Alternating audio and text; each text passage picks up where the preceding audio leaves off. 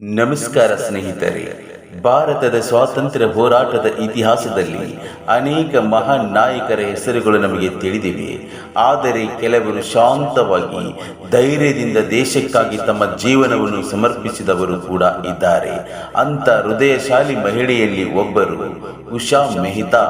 ಅವರು ಕೇವಲ ಒಬ್ಬ ಸ್ವಾತಂತ್ರ್ಯ ಹೋರಾಟಗಾರ್ತಿ ಮಾತ್ರವಲ್ಲ, ದೇಶಭಕ್ತಿಯ ಪ್ರತಿರೂಪ. ಅವರ ಜೀವನ ಚರಿತ್ರೆಯನ್ನು ಇಂದು ನಾವು ಈ ವಿಡಿಯೋದಲ್ಲಿ ತಿಳಿಯಲಿದ್ದೇವೆ.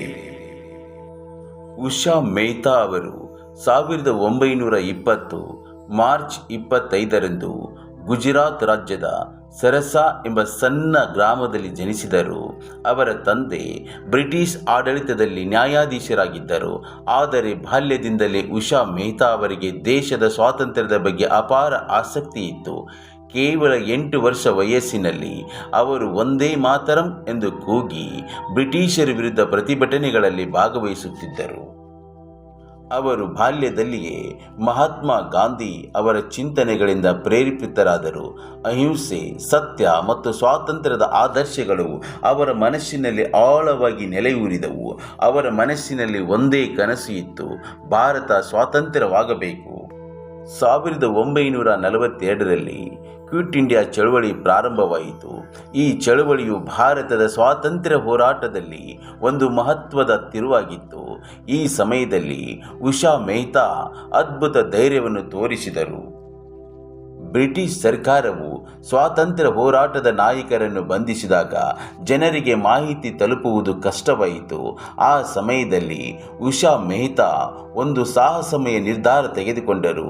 ಅವರು ಕಾಂಗ್ರೆಸ್ ರೇಡಿಯೋ ಎಂಬ ರಹಸ್ಯ ರೇಡಿಯೋವನ್ನು ಆರಂಭಿಸಿದರು. ಈ ರೇಡಿಯೋ ಮೂಲಕ ಸ್ವಾತಂತ್ರ್ಯ ಹೋರಾಟದ ಸುದ್ದಿ ಮತ್ತು ಸಂದೇಶಗಳು ದೇಶಾದ್ಯಂತ ಪ್ರಸಾರವಾಗುತ್ತಿದ್ದವು. ಈ ಕೆಲಸ ಅತ್ಯಂತ ಅಪಾಯಕಾರಿ ಆಗಿತ್ತು, ಆದರೆ ದೇಶಕ್ಕಾಗಿ ಅವರು ಯಾವುದೇ ಭಯವಿಲ್ಲದೆ ಕೆಲಸ ಮಾಡಿದರು. ಬ್ರಿಟಿಷ್ ಸರ್ಕಾರಕ್ಕೆ ಈ ರಹಸ್ಯ ರೇಡಿಯೋ ಬಗ್ಗೆ ಮಾಹಿತಿ ದೊರಕಿತು. 1942ರಲ್ಲಿ ಉಷಾ ಮೆಹ್ತಾ ಬಂಧಿಸಲ್ಪಟ್ಟರು. ಜೈಲಿನಲ್ಲಿ ಅವರಿಗೆ ತುಂಬ ಕಷ್ಟಗಳು ಎದುರಾದವು. ಆದರೂ ಅವರು ತಮ್ಮ ಸಹಚರರ ಬಗ್ಗೆ ಯಾವುದೇ ಮಾಹಿತಿ ನೀಡಲಿಲ್ಲ. ಅವರ ಧೈರ್ಯ ಮತ್ತು ದೇಶಭಕ್ತಿ ಎಲ್ಲರಿಗೂ ಪ್ರೇರಣೆಯಾಯಿತು. ಭಾರತದ ಸ್ವಾತಂತ್ರ್ಯದ ನಂತರ ಉಷಾ ಮೆಹ್ತಾ ಶಿಕ್ಷಣ ಮತ್ತು ಸಮಾಜ ಸೇವೆಗೆ ತಮ್ಮ ಜೀವನವನ್ನು ಸಮರ್ಪಿಸಿದರು. ಅವರು ರಾಜಕೀಯ ವಿಜ್ಞಾನದಲ್ಲಿ ಪ್ರಾಧ್ಯಾಪಕರಾಗಿ ಕೆಲಸ ಮಾಡಿದರು. ಅವರು ಸದಾ ಯುವಕರಿಗೆ ದೇಶ ಪ್ರೇಮ ಮತ್ತು ಸತ್ಯದ ಮಹತ್ವವನ್ನು ತಿಳಿಸುತ್ತಿದ್ದರು. ಅವರ ಸೇವೆಯನ್ನು ಗೌರವಿಸಲು ಭಾರತ ಸರ್ಕಾರವು ಅವರಿಗೆ ಪದ್ಮ ವಿಭೂಷಣ ಪ್ರಶಸ್ತಿಯನ್ನು ನೀಡಿತು. ಇದು ದೇಶದ ಅತ್ಯುನ್ನತ ನಾಗರಿಕ ಪ್ರಶಸ್ತಿಗಳಲ್ಲಿ ಒಂದಾಗಿದೆ. 2000 ಆಗಸ್ಟ್ 11ರಂದು ಉಷಾ ಮೆಹ್ತಾ ನಿಧನರಾದರು. ಆದರೆ ಅವರ ಧೈರ್ಯ, ದೇಶಭಕ್ತಿ ಮತ್ತು ಸೇವೆ ಭಾರತದ ಇತಿಹಾಸದಲ್ಲಿ ಸದಾಕಾಲ ನೆನಪಾಗುತ್ತದೆ. ಒಬ್ಬ ಯುವತಿ, ಒಂದು ರೇಡಿಯೋ ಮತ್ತು ಒಂದು ಮಹಾನ್ ಕನಸು, ಅದೇ ಉಷಾ ಮೆಹ್ತಾ ಅವರ ಅದ್ಭುತ ಕತೆ. ಅವರ ಜೀವನ ನಮಗೆ ಒಂದು ಮಹತ್ವದ ಪಾಠ ಕಲಿಸುತ್ತದೆ. ದೇಶದ ಮೇಲೆ ಪ್ರೀತಿ ಮತ್ತು ಧೈರ್ಯ ಇದ್ದರೆ ಒಬ್ಬ ವ್ಯಕ್ತಿಯು ಇತಿಹಾಸವನ್ನು ಬದಲಾಯಿಸಬಹುದು ಅಂತ ಹೇಳ್ತಾ ಈ ವಿಡಿಯೋನ ಇಲ್ಲಿಗೆ ಮುಗಿಸ್ತಾ ಇದ್ದೇನೆ.